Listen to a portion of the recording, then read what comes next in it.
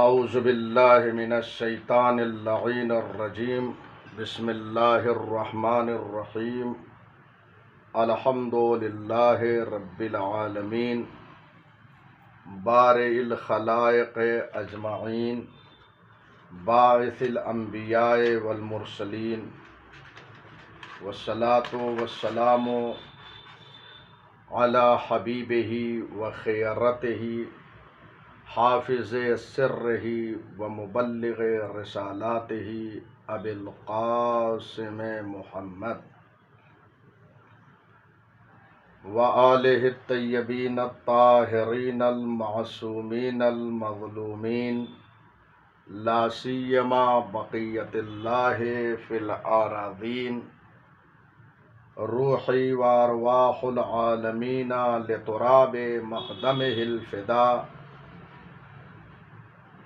واللعن الدائم على اعدائهم اجمعین من الآن الى قیام یوم الدین اما بعد فقد قال اللہ الحکیم فی کتابہ الکریم من المؤمنین رجال صدقوا ما عاہدوا اللہ علیہ فمنهم من قضى نحبه ومنهم من ينتظر وما بدلوا تبدیلا۔ محترم اور معزز سامعین، قرآن مجید کے سورہ احزاب کی آیت نمبر 23 کی تلاوت کا شرف حاصل کیا ہے، جس میں پروردگار عالم یہ ارشاد فرما رہا ہے کہ ایمان والوں میں سے کچھ ایسے مرد بھی ہیں جنہوں نے اللہ سے جو عہد و پیمان کیا تھا اسے سچ کر دکھایا۔ بعض اپنا کام پورا کر چکے اور بعض منتظر ہیں، اور انہوں نے اپنی روش میں ذرا بھی تبدیلی نہیں کی۔ اس آیہ کریمہ کے ذیل میں امین الاسلام طبرسی رحمۃ اللہ علیہ نے اپنی تفسیر جوامع الجامع میں لکھا ہے کہ قضا نحبہ سے مراد حضرت حمزہ اور ان کے ہمراہ شہید ہونے والے افراد ہیں۔ انہوں نے جو کچھ اپنے پروردگار سے وعدہ کیا تھا اسے جنگ احد میں جام شہادت نوش کر کے پورا کر دیا۔ وَمِنْهُمْ مَنْ يَنْتَظِرُ، اور بعض منتظر ہیں جنہیں جنگ احد میں شہادت نہیں ملی لیکن وہ شہادت کے منتظر ہیں۔ اس سے مراد حضرت علی علیہ السلام ہیں۔ مسلسل جنگ احد کے بعد شہادت کے منتظر رہے، چنانچہ سن 40 ہجری میں محراب عبادت میں جامع شہادت نوش فرمایا اور انہیں ابن ملجم مرادی نے شہید کیا۔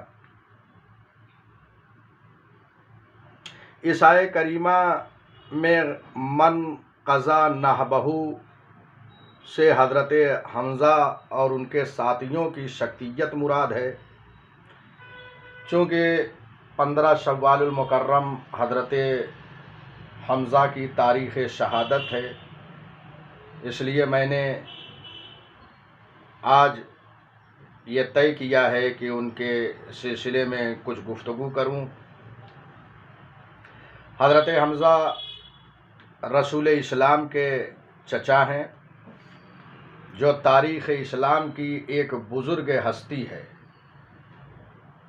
جنہوں نے اپنے وجود مبارک سے اسلام اور رسول اسلام کا ہر آن ہر لمحہ دفاع کیا، اور انہوں نے جنگ احد میں بڑی ہی دلیری اور شجاعت کا مظاہرہ کیا۔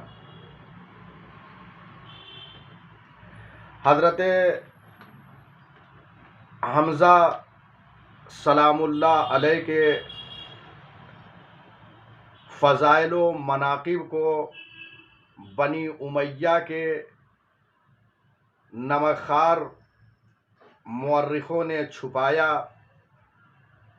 اور نہ صرف یہ کہ ان کے فضائل و مناقب کو چھپایا، بلکہ ان کی شخصیت کو مخدوش کرنے کی ناکام کوشش بھی کی۔ لیکن معصومین علیہم السلام نے ان کی شخصیت کو اجاگر کیا، ان کی شخصیت کو روشناس کرایا، اپنے کلمات کے ذریعے سے ان کی عظمت کو بیان کیا، ان کی شخصیت کو بیان کیا، ان کے مقام و منزلت کو بیان کیا۔ چنانچہ معصومین علیہم السلام کے کلمات مبارکہ نے بنی امیہ کے نمکخوار مورخوں کی محنتوں پر پانی پھیر دیا۔ چنانچہ رسول اللہ صلی اللہ علیہ وآلہ وسلم نے جناب حمزہ کی عظمت و منزلت کو اس حدیث مبارک کے ذریعے بیان کیا کہ آپ نے فرمایا: احب اخوانی الی علی ابن ابی طالب و احب اعمامی الی حمزہ۔ میرے بھائیوں میں سب سے زیادہ مجھے علی ابن ابی طالب محبوب ہیں، اور میرے چچاؤں میں سب سے زیادہ حمزہ مجھے محبوب ہیں۔ یعنی رسول اسلام صلی اللہ علیہ وآلہ وسلم حضرت حمزہ کو بہت چاہتے تھے، ان سے اظہار محبت فرماتے تھے۔ حضرت حمزہ کا ایک مقام تھا رسول اسلام کے پاس۔ یہ حدیث مبارک حضرت حمزہ کی عظمت و منزلت پر دلیل ہے، اور نہ صرف رسول اسلام نے یہ ارشاد فرمایا بلکہ دیگر معصومین علیہم السلام نے اپنے کلمات مبارکہ کے ذریعے سے ان کی عظمت و منزلت کو بیان کیا ہے۔ جیسا کہ امیر المومنین علی بن ابی طالب علیہ السلام نے متعدد مقامات پر جو احتجاج فرمایا ہے، اپنے احتجاج میں اپنے چچا حضرت حمزہ پر افتخار کیا ہے۔ چنانچہ رود شورا حضرت علی علیہ السلام نے فرمایا: نشدتکم باللہ حل فیکم احد امہ سید الشہداء غیری قالوا لا۔ میں تمہیں اللہ کی قسم دیتا ہوں، کیا میرے علاوہ تم میں سے کوئی ایسا ہے کہ جس کے چچا سید الشہداء ہیں؟ سب نے کہا: نہیں، ہم میں سے کوئی ایسا نہیں ہے۔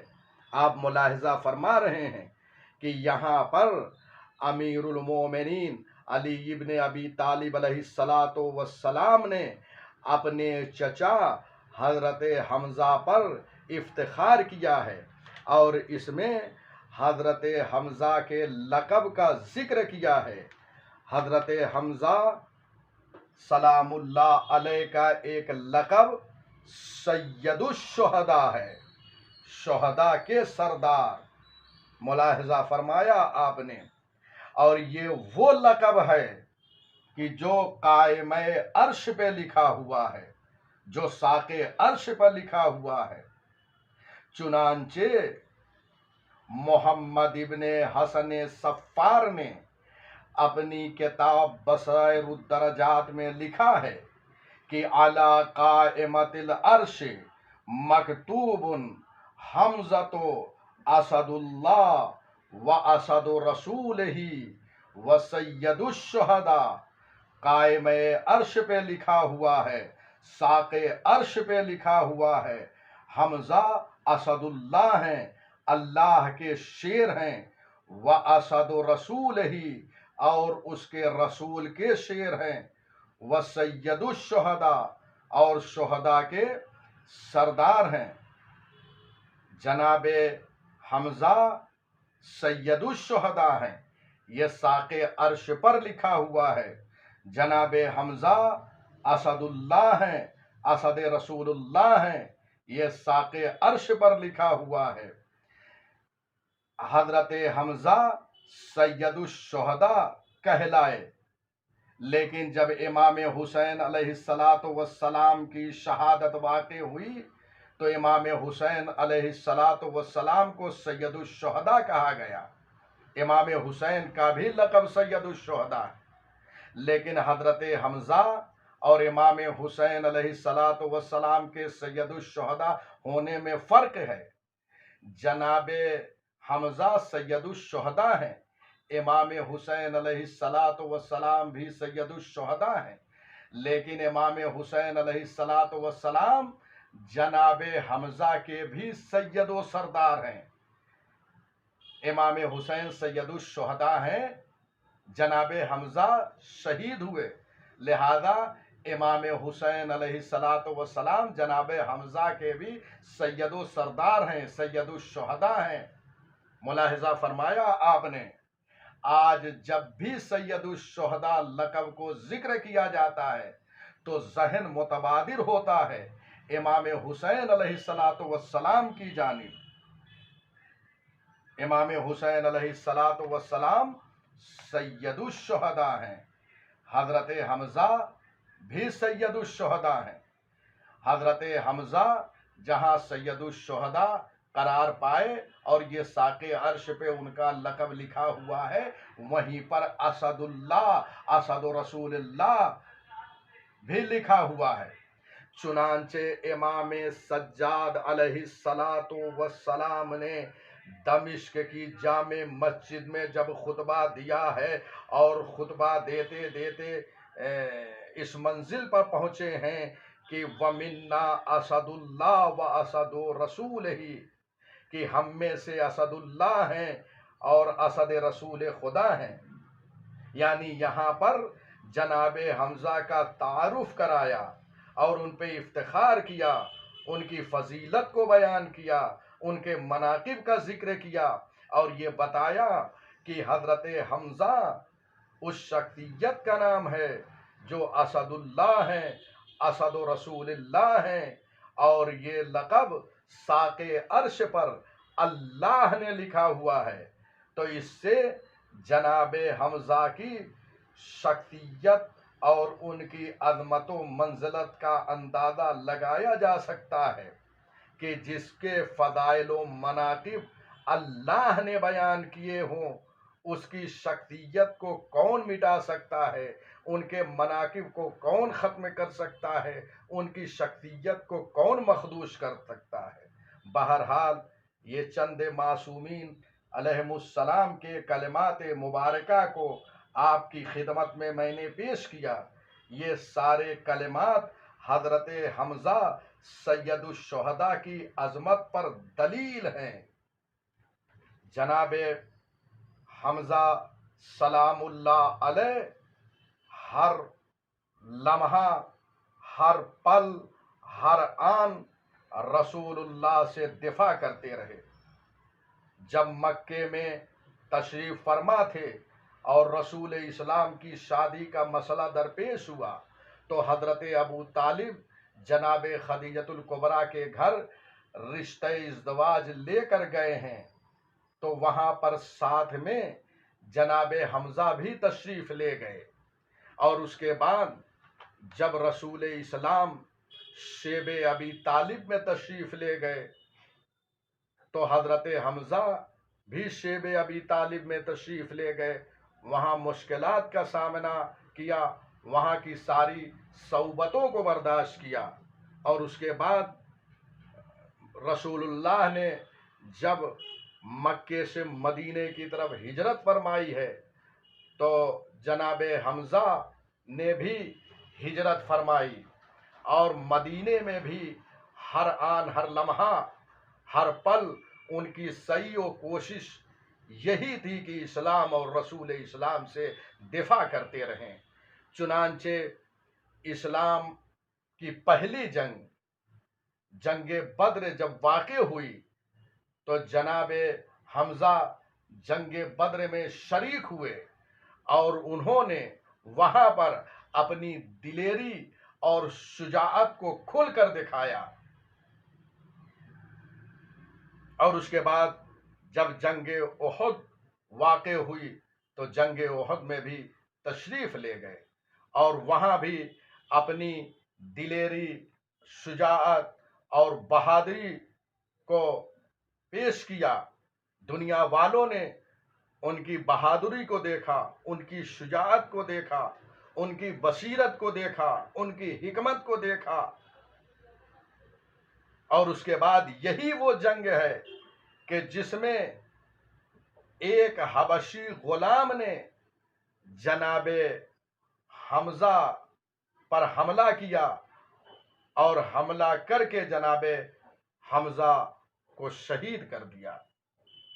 چنانچہ اس حبشی غلام نے جناب حمزہ کو شہید کرنے کے بعد ان کا کلیجہ نکالا، اور کلیجہ نکالنے کے بعد ہند زوجہ ابو سفیان کو پیش کیا۔ چنانچہ اس نے اس کلیجے کو چبایا، اور جب چبایا تو وہ سخت ہو گیا اور اس کلیجے کو چبا نہ سکی۔ یہی وجہ ہے کہ ہند کو عاقلۃ الاکباد کہا جاتا ہے، کلیجہ کھانے والی۔ اور اس کے بعد یہ ملونہ پیکر حمزہ پر حاضر ہوتی ہے اور ان کے جسم مبارک کو ٹکڑے ٹکڑے کر دیتی ہے۔